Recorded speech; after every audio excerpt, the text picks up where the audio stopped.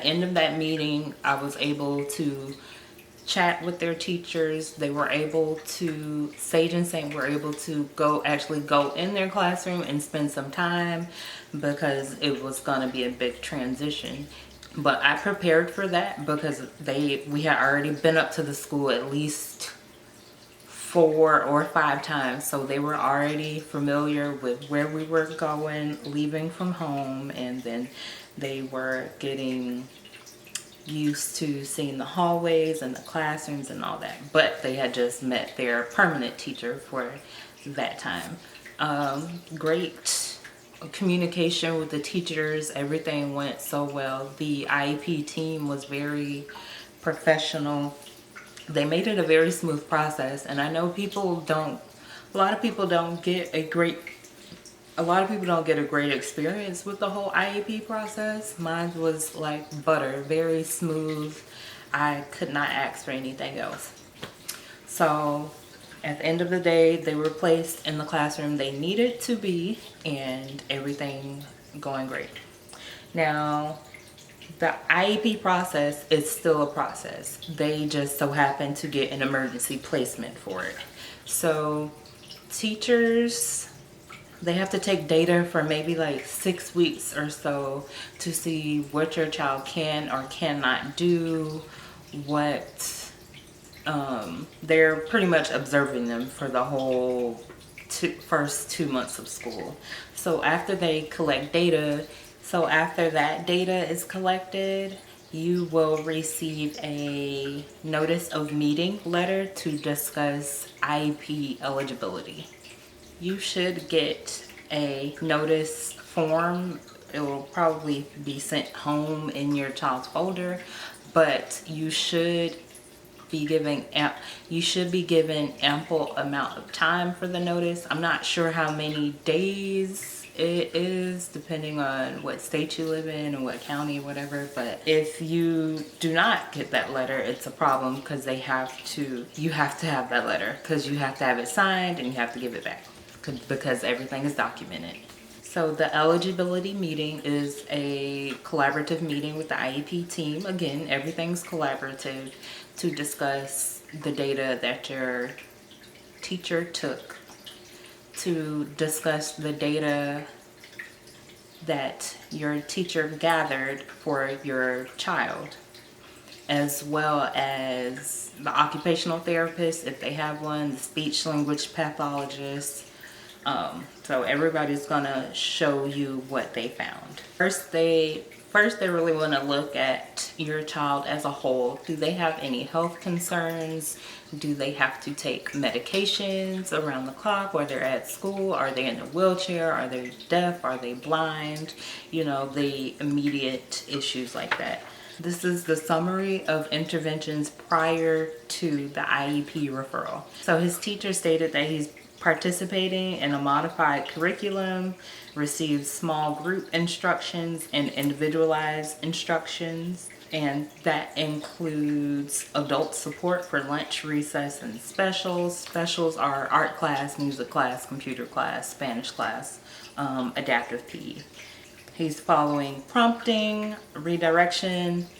He follows one-step directions with repetitions or cues as needed, points to and names common objects using speech or speech approximations, and requesting using gestures, speech approximations, PECs, inconsistent, eye contact, all of that.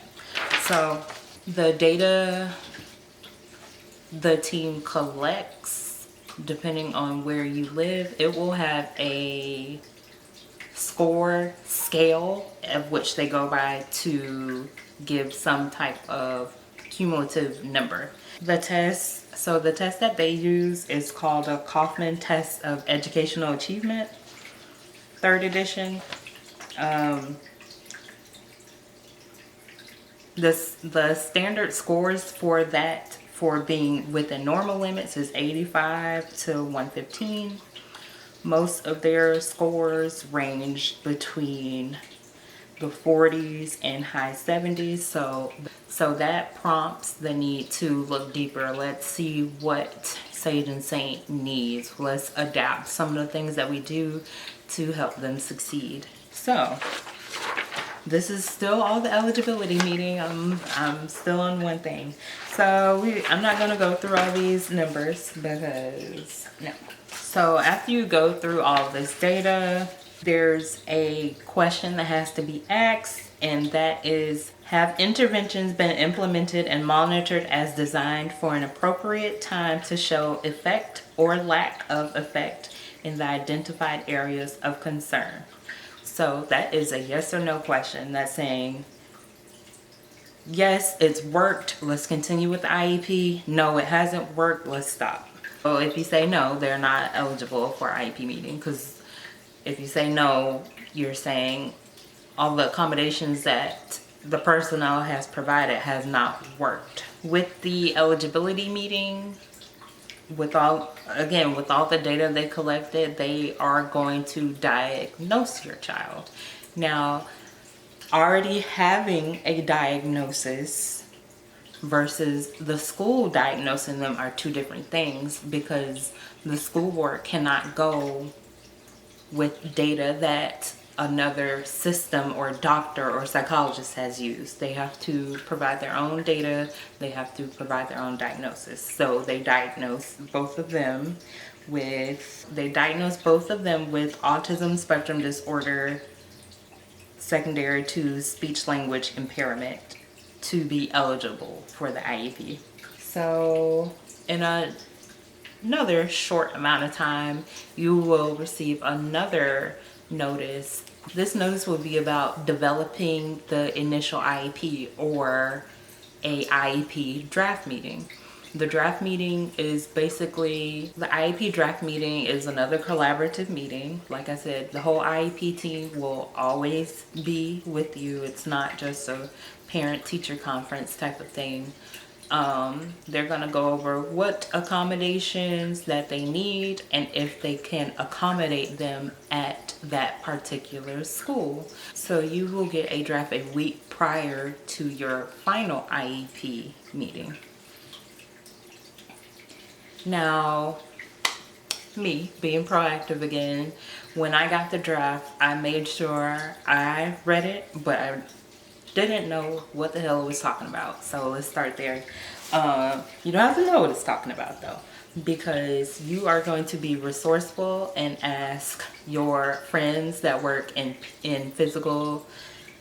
You are going to be resourceful, and you are going to ask other parents that have dealt with the IEP process. For me, I asked my friend Paris. She's an occupational therapist, so she is very familiar with the IEPs and all of that. And months prior to, I had asked her, like, what should I look for? What should I ask for? All of that. So I came in guns blazing anyway.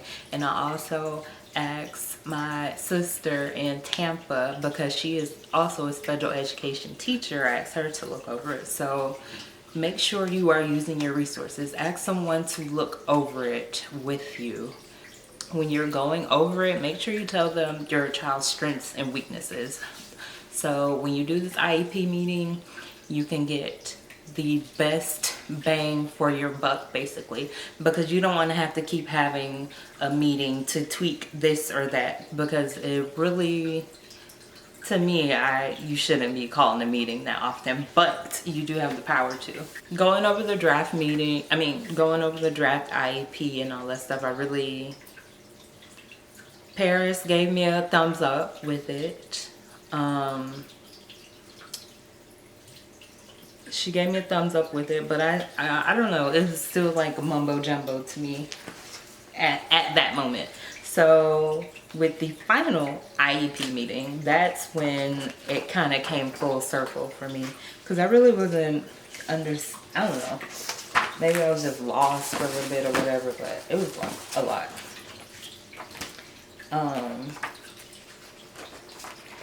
So let me skip on to the good stuff. Can we skip to the good part? So a list of our accommodations are, and the boys, they have very similar IEPs, so that's why I'm only using one of them. The accommodations that they have in their IEP are manipulative materials. So let's just say, for example, an abacus. If they need to be counting something, they can use the abacus versus just writing down on paper like 1 + 1. They can use something they can manipulate to count. Visual aids. I did a video about PEC systems. One of my videos about PEC systems, but it's basically a booklet or a paper or a chart or whatever that has visual cues on it. Like if they need to go to the restroom, if they want to eat, if they need to stand up or sit down, it visually will tell them what they want, so they can let you know in some form of a gesture or just pointing to it or anything. Reinforcements. So sensory support. So both of their teachers had a sensory corner.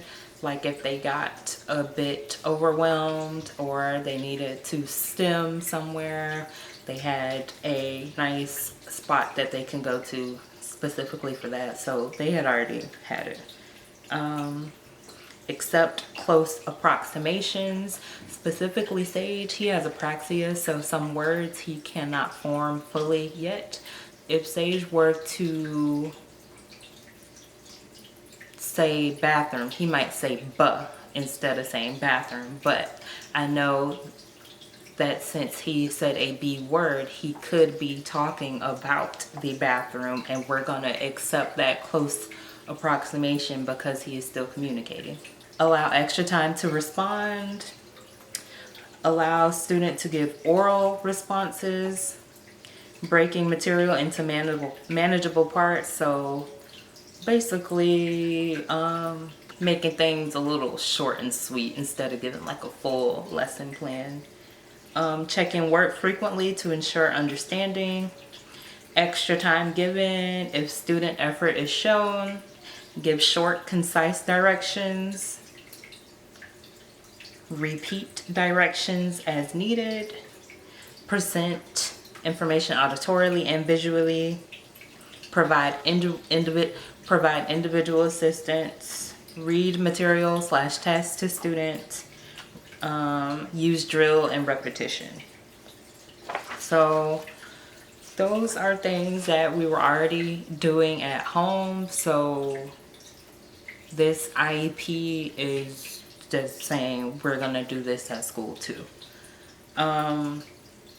Also, there's a section on there about the yearly student testing. They have a accommodated version of the state tests that students are to take, so they will have an accommodated version. They will have adapted PE to make things more understandable for them. This is also a part of the nursing personnel too, the school nurse. So if they have any type of allergies or food allergies or medications, that will also be in your IEP. Support for specials. Specials are the classes outside of the regular education, outside of the regular classrooms, like Spanish class, art class, computer class, all of that. So they will have support in those classes too, which would most likely be a paraprofessional. Additional support services, so they will receive occupational therapy in school and speech therapy as well. Also, another thing that's in their IEP is Saige and Saint, they are car riders. It has like 1 lane to drop off. So in their IEP, someone is to walk them to class from the car to the classroom, and then in the afternoon from the classroom to the car, because they will wander off. Because I'm not extra, but because that had never came up in IEP meeting at this school, they had to add that in there. It wasn't a specific section for it, but hand in hand delivery, basically. Yeah, that's the whole IEP process. Like, it was, I don't know, I felt like I spent a lot of time like freaking out about it, and it really wasn't anything to freak out about.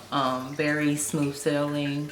One thing I will say, when you do get the IEP, I suggest you print out a whole bunch of copies, because you're gonna have to give it to the pediatrician. If they do speech or OT or PT, you're gonna have to give a copy to them, and all these different types of stuff. So you're gonna have to be very, very, very organized, have a lot of copies, because you never know. I am gonna laminate one of them too, because like I said earlier, I had hard drive issues, so I lost a lot of documents. So I need to be more proactive with getting copies in different types of forms, like different things. But it is a lot of paperwork, a whole lot. Like, this is thick. It's pretty thick. These are some thick, powerful documents, but like I said, it's nothing to worry about. Everyone comes in as a team to figure out what is best for your child.